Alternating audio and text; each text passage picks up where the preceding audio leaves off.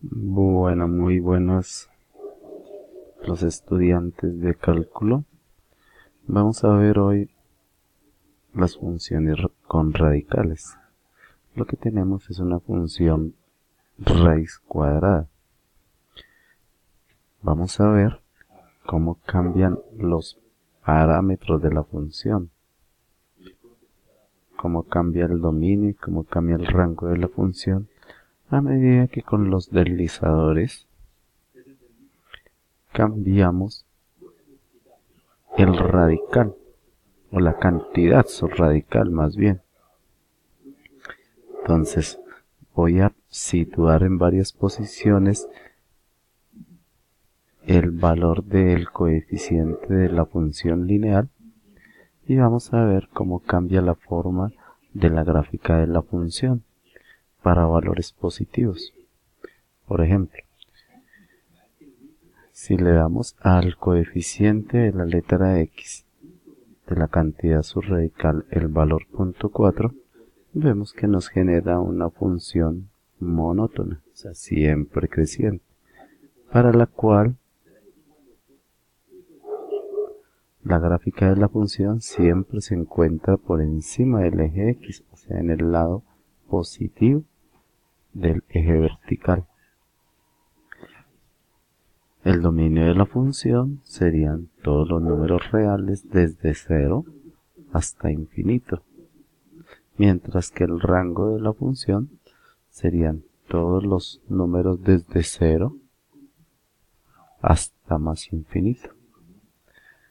Si hacemos variar, por ejemplo, el coeficiente de la función al número 1, entonces lo que vemos es que la función se estira verticalmente, o sea, se hace más alta. El dominio de la función sigue siendo el mismo, desde 0 hasta infinito, y el rango de la función ahora es desde 0 hasta infinito, o sea, el dominio y el rango no cambian. Lo que cambia es la amplitud de la función.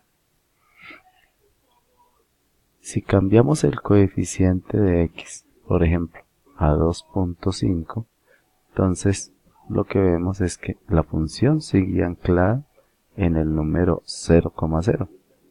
La amplitud de la gráfica se hizo mayor.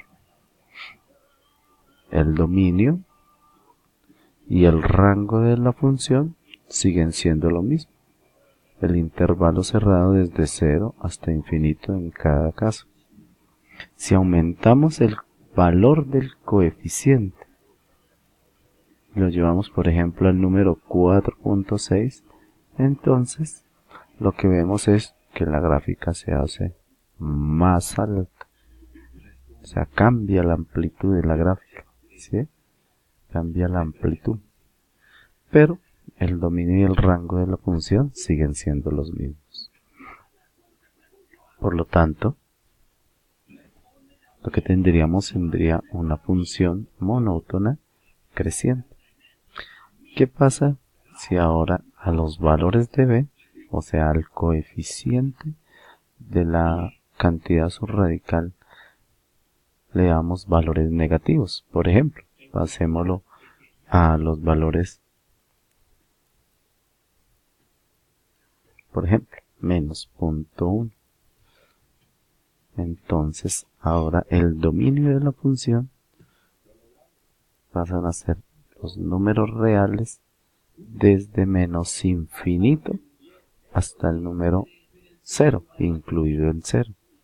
Si cada vez le damos valores más negativos, por ejemplo, menos 1.3, si le damos el valor menos 1.3, la gráfica se hace más alta, o sea, cambia la amplitud de la gráfica de la función. El rango es todos los reales desde el 0, incluido el 0, hasta más infinito. El dominio, o sea, los valores de x, son los números reales que vienen desde menos infinito hasta máximo el 0, incluyendo el 0. Si le damos un valor más negativo, por ejemplo el número menos 2, cambia la amplitud dominio sigue siendo desde menos infinito hasta cero, rango desde cero hasta infinito. O sea que para los valores positivos y negativos del coeficiente de la cantidad subradical, el rango no cambia, pero el dominio sí se invierte. Si le damos, por ejemplo, el valor menos 3.9, si le damos el valor menos 3.9, observe que lo que cambiamos es la amplitud de la función. El dominio sigue siendo desde menos infinito hasta el cero, incluido el cero. Y el rango no cambia para ninguna de las dos condiciones. ¿Qué podríamos decir? Que cuando el coeficiente del término lineal de la cantidad subradical es negativo, la función es una función monótona decreciente. En cambio, cuando los valores del coeficiente de la cantidad subradical del término lineal es positivo, la función es monótona pero creciente.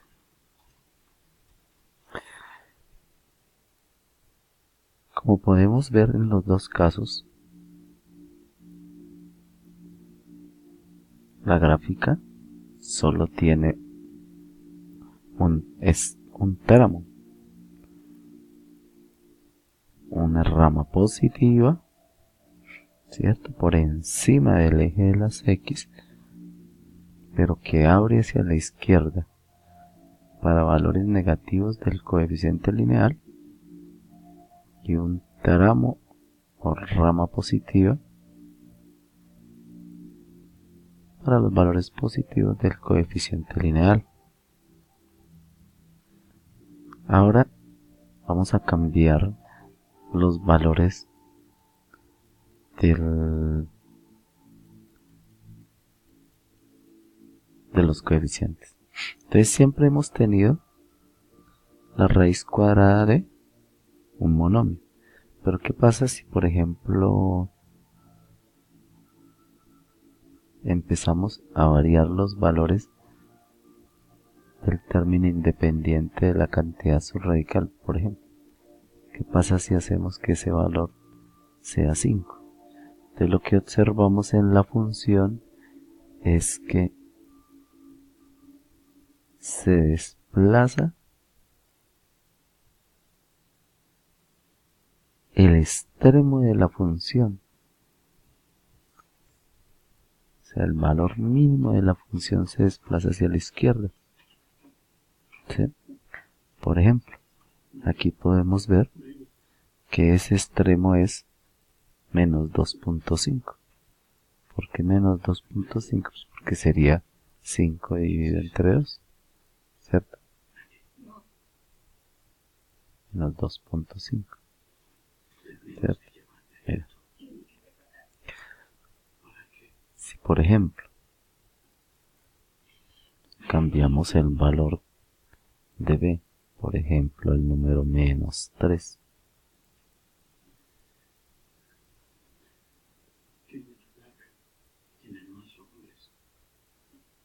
por ejemplo al número menos 3, y cambiamos el término independiente de la cantidad subradical, por ejemplo al número 4, que observamos que la función ahora se desplaza hacia la derecha, ¿sí?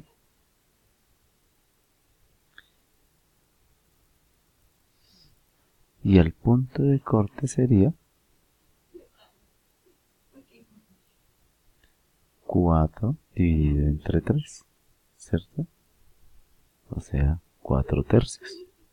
Algo así como 1.33333, ¿cierto? Observe que el dominio de la función ahora está determinado por los valores que asume ese término independiente. Si por ejemplo le damos a b un valor de 4, por ejemplo,